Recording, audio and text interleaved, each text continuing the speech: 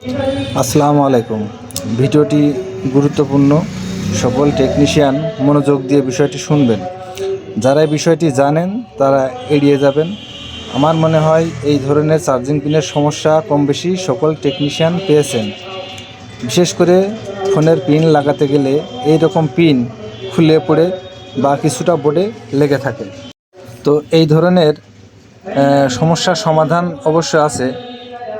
তো আপনারা যখন পিনটা লাগাবেন, লাগানোর আগে পিনের সামনে একটা ঝালাইয়ের অপশন পাবেন, যে পার্টটা আপনার দুইটা পার্ট হয়ে যায়।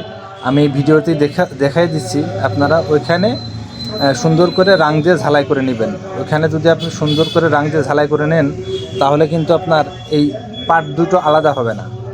এভাবে সুন্দর করে আগে ঝালাই করে নেবেন।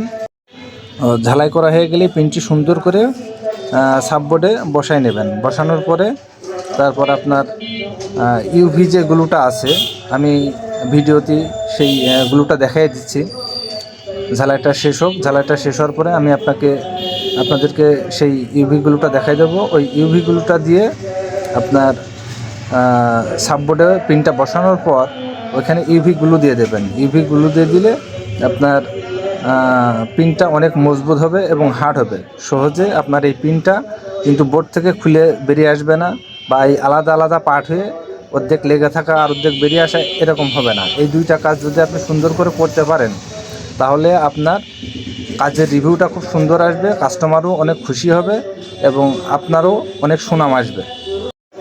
তো আমি যেভাবে কাজটা করছি, কাজটা একটু দেখুন। ইনশাল্লাহ এভাবে কাজটা করলে কাজের মানটাও ভালো হবে, কাস্টমারও অনেক খুশি হবে এবং আপনারও অনেক সুনাম আসবে যে না, এখানে কাজটা খুব সুন্দরভাবে হয়।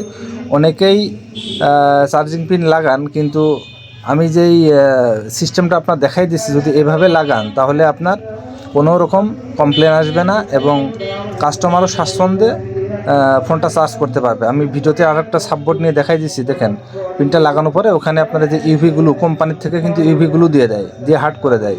এভাবে যদি আপনি ইউভি গ্লু দিয়ে হার্ড করে দেন, তাহলে আপনার পিনটা অনেক মজবুত হবে।